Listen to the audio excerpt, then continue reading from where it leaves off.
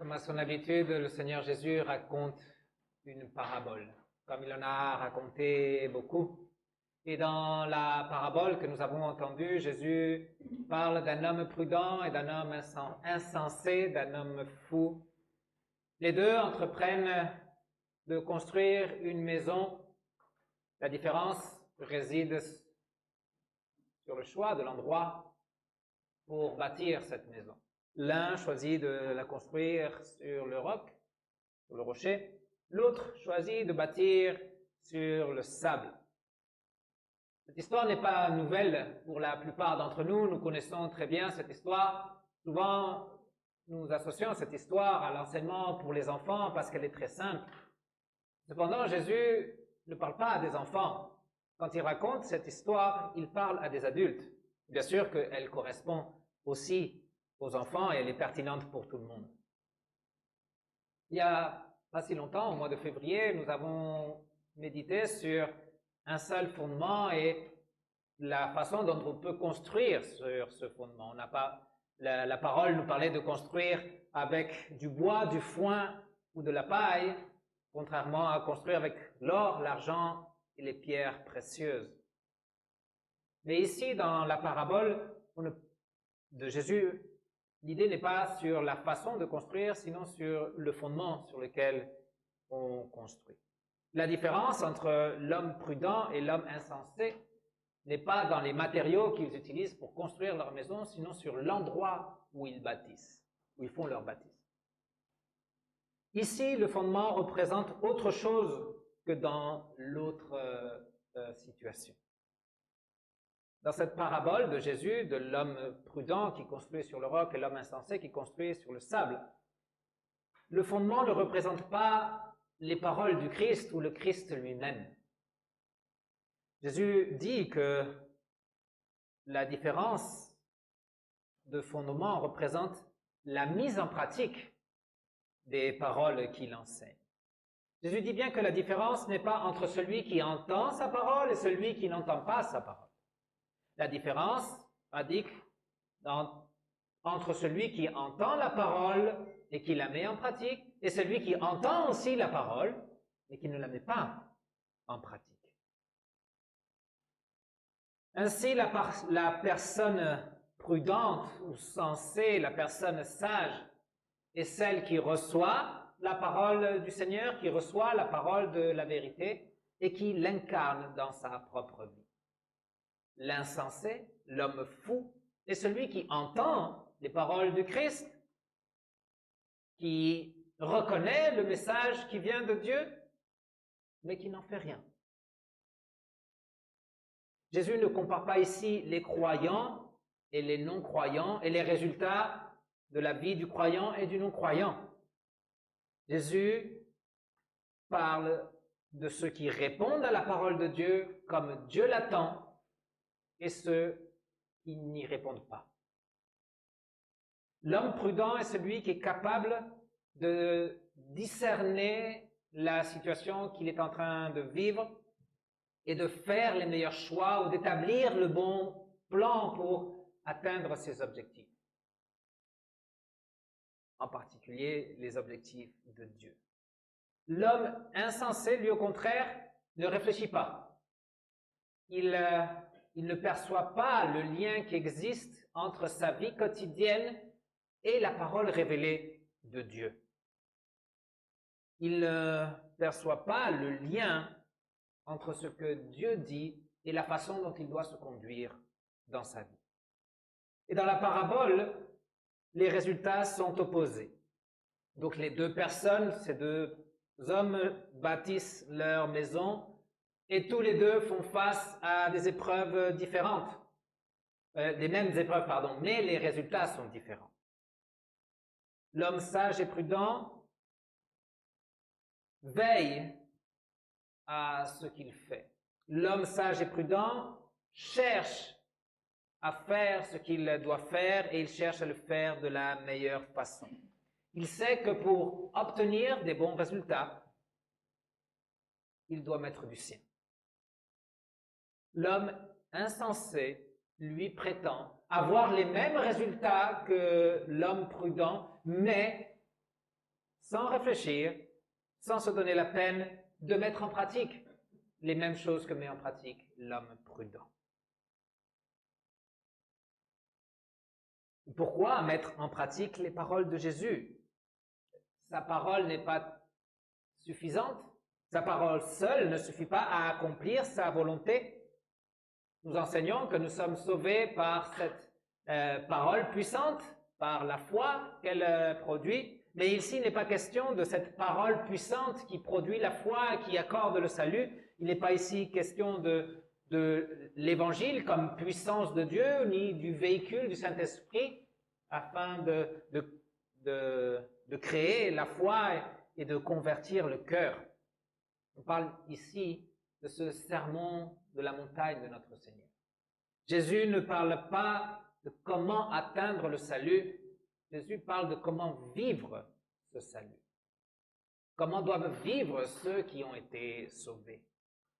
Dans ce discours, Jésus parle à ses disciples et il dit à ses disciples comment vivre dans son royaume. Quels sont les principes de ce royaume de Dieu? Nous désirons à peu près tous la même chose. Nous voulons être heureux. Nous voulons avoir une belle famille. Nous voudrions être préservés des injustices. Nous voudrions pouvoir vivre notre foi librement, d'être libre de l'inquiétude, libre de toute violence. Dans ce sermon, Jésus aborde beaucoup des questions essentielles qui font à notre foi, à notre vie chrétienne et qui ont ce même but. Jésus parle de l'importance de la parole de Dieu dans la vie du chrétien. Jésus interprète la loi pour nous afin que nous puissions comprendre toute la profondeur de la volonté de Dieu, afin que nous puissions comprendre toute la richesse qui se trouve dans les paroles de notre Seigneur. Jésus parle de la réputation, Jésus parle de l'offrande, Jésus parle du pardon que nous devons donner aux autres. Jésus parle des bases de la vie chrétienne. Il enseigne contre la convoitise, il parle des dangers de l'adultère et du divorce. Il montre qu'il faut être miséricordieux avec son prochain, qu'il faut aimer même ses ennemis. Il condamne l'hypocrisie, il clarifie quelle est la volonté de Dieu pour le jeûne et pour l'aumône. Il invite à faire confiance au Père céleste, au Créateur, celui qui pourvoit à tous les besoins de tout le monde comme aux fleurs des champs. Jésus enseigne sur la prière en donnant même les mots du Notre Père. Il énonce la règle d'or pour se conduire dans cette vie. Ne faites pas aux autres ce que vous ne voulez pas qu'on vous fasse, ou faites aux autres ce que vous voulez qu'on fasse avec vous. Jésus met en garde aussi contre les faux prophètes et contre les dangers de juger hypocritement autrui. C'est à la fin de ce discours que Jésus raconte cette parabole dans laquelle il compare l'homme prudent et l'homme insensé. Plus on lit ce sermon, plus on est en mesure de contempler l'amour et l'intérêt que Dieu porte à notre vie entière. Il ne se soucie pas seulement de notre salut et de notre vie éternelle dans la gloire, de ce qui se passera avec notre âme après notre mort. Il se soucie aussi de cette vie ici, de comment la vivre de la meilleure façon et de comment la vivre sous sa bénédiction. La loi de Dieu et tout ce qu'elle impose est en réalité un don qui révèle la grâce de notre Seigneur. Dans la loi de Dieu, nous trouvons toute la sagesse. Toute cette sagesse nécessaire pour mener une vie paisible, pour mener une vie pleine et pour mener une vie bénie. La loi n'est pas une cage dans laquelle Dieu veut nous enfermer, mais elle est le guide pour vivre la vie bénie qu'il souhaite pour chacun de nous. Comme nous l'avons entendu dans l'Ancien Testament d'aujourd'hui, le Seigneur place devant nous la bénédiction et la malédiction. Et il les expose pour que nous fassions un choix. Et pour que nous options pour la bénédiction et non pas pour la malédiction. Pour que nous choisissions l'accomplissement de ses promesses et justement d'être bénis. Plus tard, Josué tiendra un discours semblable à celui de Moïse et il interpelle le peuple en leur disant « Choisissez, servir Dieu, adorer Dieu, la bénédiction, ou suivre les autres dieux, l'idolâtrie, la malédiction. » C'est un choix qui se présente à nous chaque jour et chaque jour, nous devons vouloir ressembler à cet homme prudent. Chaque jour, nous devons vouloir construire notre vie en pratiquant les paroles de Jésus et non pas seulement en les écoutant. Elles sont très belles, mais il faut les vivre. Celui qui ne met pas en pratique les paroles de Jésus, celui qui s'amuse à sélectionner ce qu'il peut pratiquer et ce qu'il n'a pas besoin de pratiquer, celui qui écarte ce qui ne lui plaît pas, celui qui impose son propre critère au-dessus de la parole de Dieu, celui-là méprise le Seigneur qui a parlé, celui qui a donné son enseignement. Celui qui entend les paroles de Jésus et qui de tout cœur veut les mettre en pratique est une personne qui reconnaît que dans la loi de Dieu, il y a une sagesse qui est nécessaire, une sagesse qui est un don.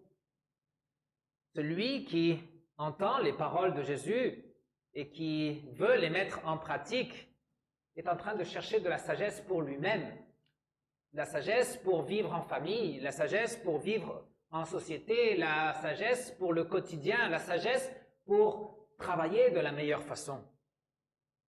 Celui qui veut mettre en pratique les paroles du Seigneur a compris que la loi divine est une grâce qui nous montre comment vivre sous sa bénédiction.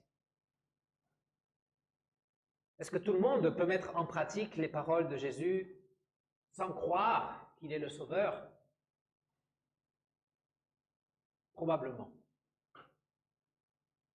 J'irais même jusqu'à dire que ça peut fonctionner. Toute personne qui applique les conseils de Jésus aura une vie meilleure.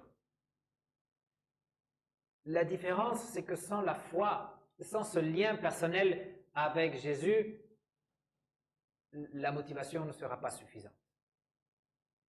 Le simple fait de pouvoir vivre une vie meilleure n'est pas un moteur assez puissant pour nous faire appliquer les œuvres ou les paroles de Jésus. Sans la foi, on se lasse très vite des commandements du Seigneur. Sans la foi, il est difficile de persévérer et de vouloir appliquer chaque jour et de faire chaque jour ce choix de suivre la bénédiction du Seigneur. Sans la foi, après les tempêtes, nous serons très souvent déçus, même désillusionnés de ce que Dieu veut et peut faire. Par exemple, si je veux vivre heureux en couple, je dois en mettre en pratique ce que Jésus a dit de mettre en pratique pour le couple. Mais si je ne crois pas en lui, les raisons pour mettre en pratique sa parole seront insuffisantes lorsque les tentations se présenteront. S'il n'y a pas la foi, il n'y aura pas la raison de résister et de combattre la tentation afin de suivre la volonté de son Seigneur. En revanche, si j'aime mon Sauveur et si je souhaite lui être agréable, alors faire l'effort d'appliquer son enseignement est aussi une bénédiction. Je ne peux pas attendre les meilleurs résultats sans mettre en pratique les paroles de mon Seigneur. Ce serait comme construire sa maison sur le sable. Et la fin est catastrophique. Je ne peux pas espérer vivre le bonheur promis par Jésus si je ne m'attache pas ses propres paroles. Je ne peux pas prétendre vivre pleinement tout en négligeant la prière, en négligeant la méditation de la parole de Dieu, en négligeant l'examen de ma propre conscience, en négligeant la repentance, en négligeant la recherche de la grâce et du pardon, si je néglige l'application dans ma propre vie des principes de la loi.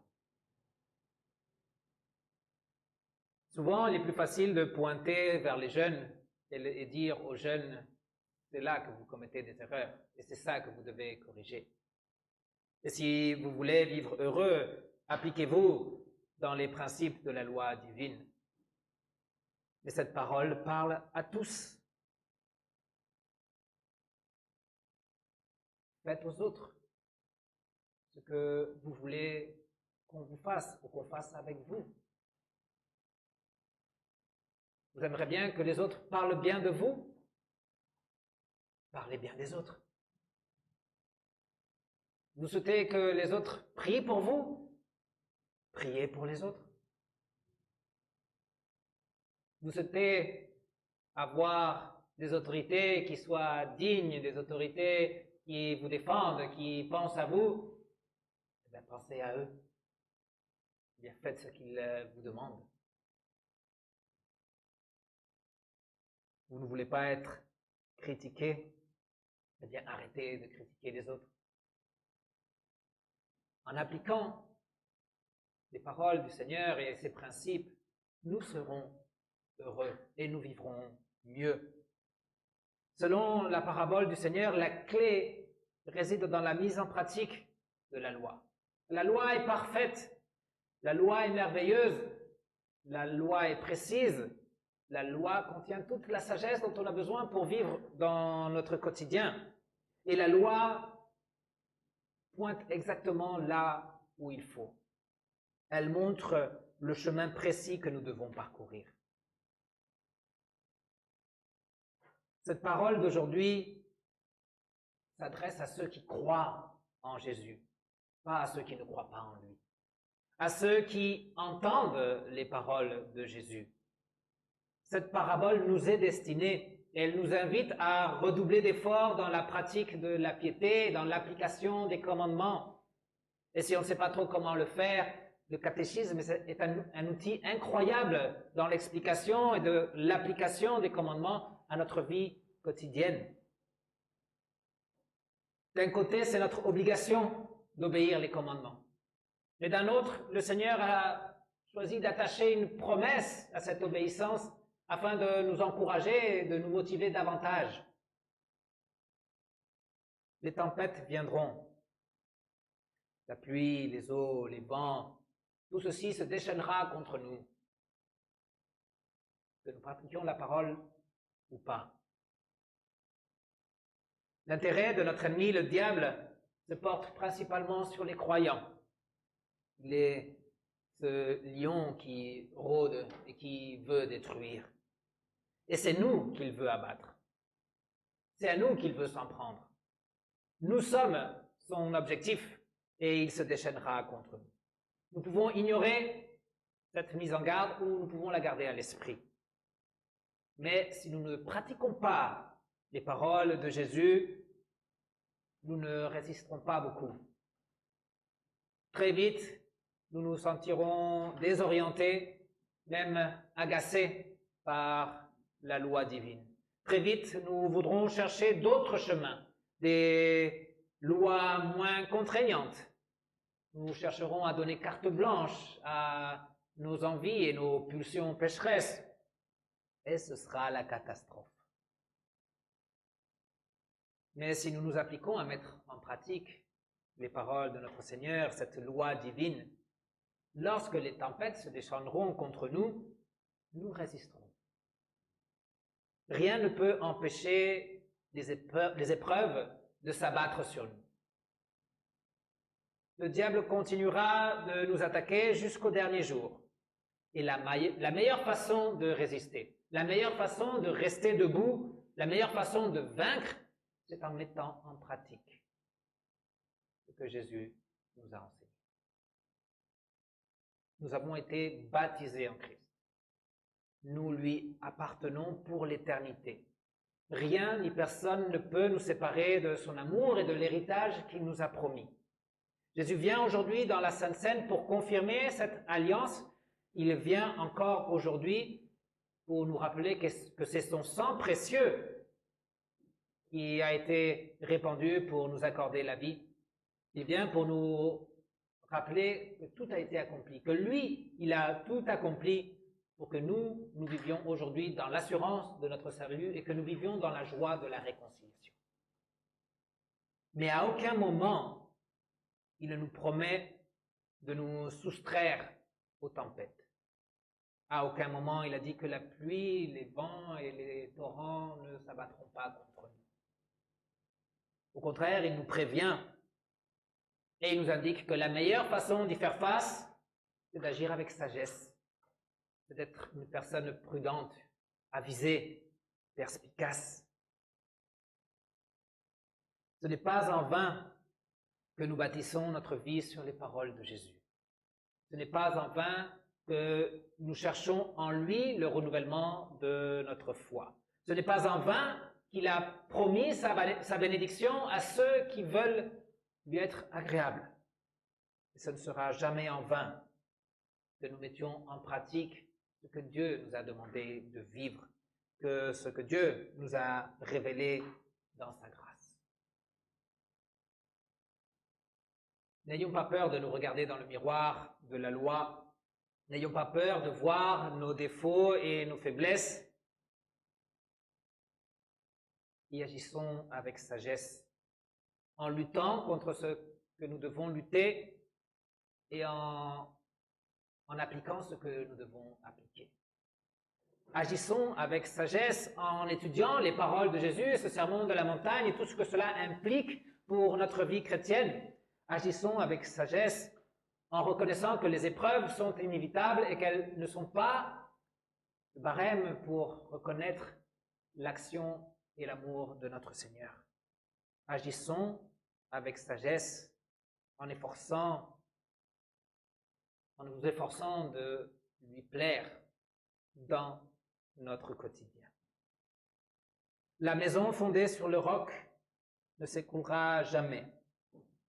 Celui qui pratique les paroles de Jésus sera toujours victorieux. Que la paix de Dieu qui surpasse toute intelligence garde votre cœur et vos pensées en Jésus et dans ses paroles, en celui qui, dans sa grâce, nous a accordé le salut, celui qui nous a révélé la meilleure façon de vivre, celui qui a attaché une promesse de bénédiction à celui qui met en pratique sa loi, celui qui a ouvert et qui nous attend dans la vie éternelle. Amen.